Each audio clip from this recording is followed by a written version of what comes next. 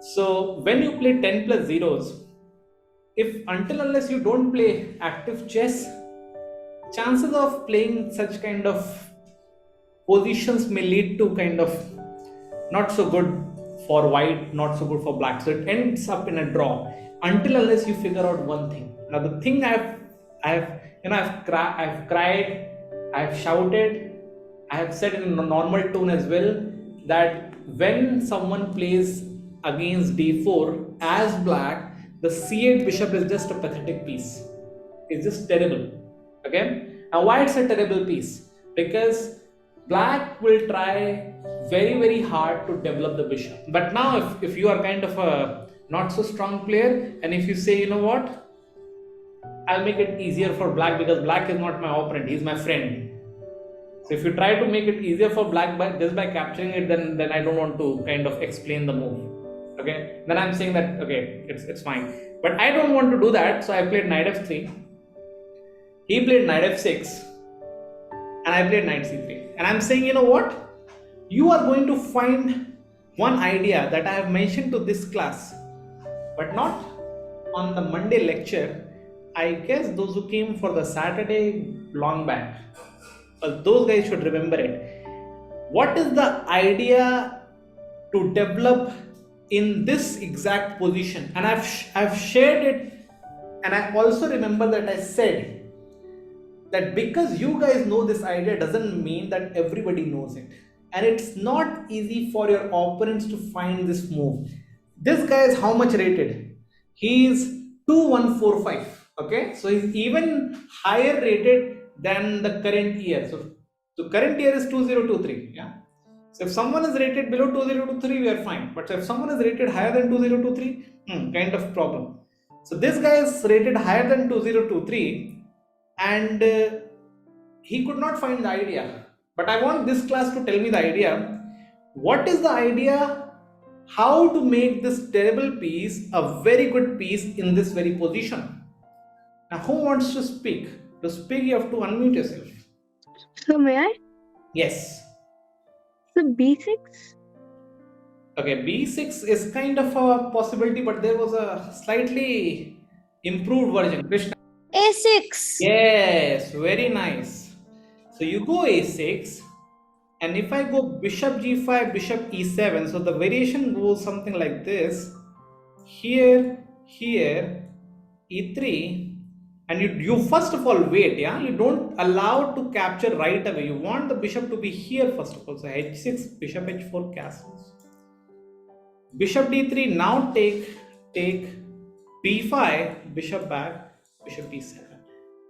If you guys have heard of this position, black achieves kind of equality. Okay, but you have to first of all know this idea to kind of understand it.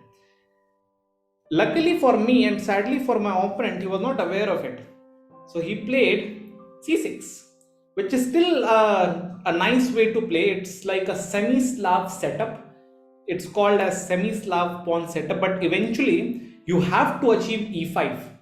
If black is not able to achieve e5, I don't know why is he playing anymore. So bishop g5, bishop e7, queen c2. Now the idea with queen c2 is I want to put the bishop on d3 with a tempo. The tempo will be kind of a move. So he played h6 to avoid all those lines.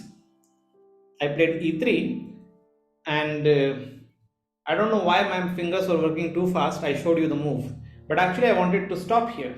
Okay. Now logically the knight belongs on d7, and the idea with this is you want to achieve e5 as quickly as possible. If you're not able to achieve e5, your bishop will be a bad piece throughout the game. So he played knight b6, which I don't like, to be honest. I played c5, and whenever this happens, you can play this kind of a move. You know, if you guys have, like, how did I come to know about this plan? I have to be also kind of sharing these things to you, because I cannot say this is my plan. No, I would be simply lying, and I don't want to lie. So the plan was originally, like, it occurred to me when I was seeing the World Championship match between Anand and Carlsen, Game 3, 2014, when he was playing in Sochi. And where is Sochi? I don't know. You guys can just Google it.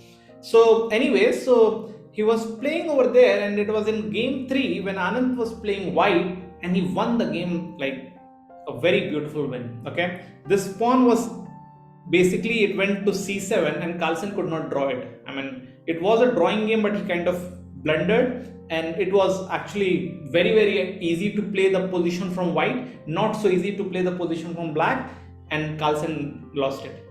So when to play c5 is very important to understand. See, number one, you can play c5 if the bishop is out of the chain, so that when the pawn reaches c7, the bishop will sit on g3, and Vedansh, you have to see on the screen, then I'll tell you that the bishop will be kind of controlling c7. Okay, so that's the idea when you can play c5. Number two, when I play c5 right away, it's like a tempo move because the knight is under attack. So when both the kind of ideas are fulfilled, usually once you play c5, it's like you're committing yourself to play the flank attack. That's the commitment. Okay, so here, first of all, I changed the diagonals because I know that the pawn will be rushing towards c7, so I want the bishop to already be there. He castled, bishop d3, knight h5, a decent move, b4, b6, and castles. Now the moment I castled, my opponent was actually waiting for the moment for the time I castled so that he can take me. So he took me, I took the pawn, and then he played b5. Now b5 was the critical mistake. Now why do you guys think b5 is a critical mistake?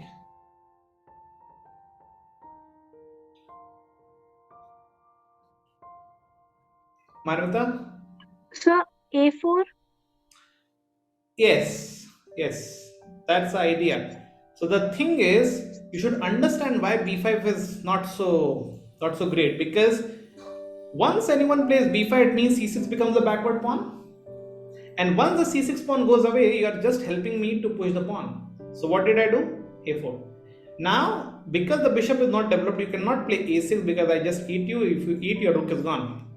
So he captured, I captured, and a7 is now loose, queen c7, and now the position is collapsed already. The position is collapsed for black. So what did he play?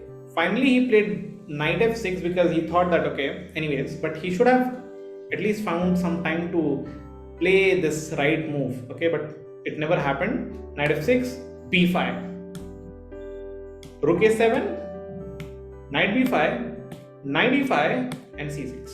And once you achieve this, it's just lost. His bishop is getting trapped in his own camp. So that's the funny point of this game. Okay, that his bishop is getting trapped in his own camp, and there is no way to save it. Not just that, not just the bishop. So takes, and now his rook is trapped. So it's like how a 2145 rated player starts playing like a 1200 rated player. So it's like, you know, once you play positional chess, that's how this happens. Okay, you have to start understanding the importance of position, and that's how you can try to improvise.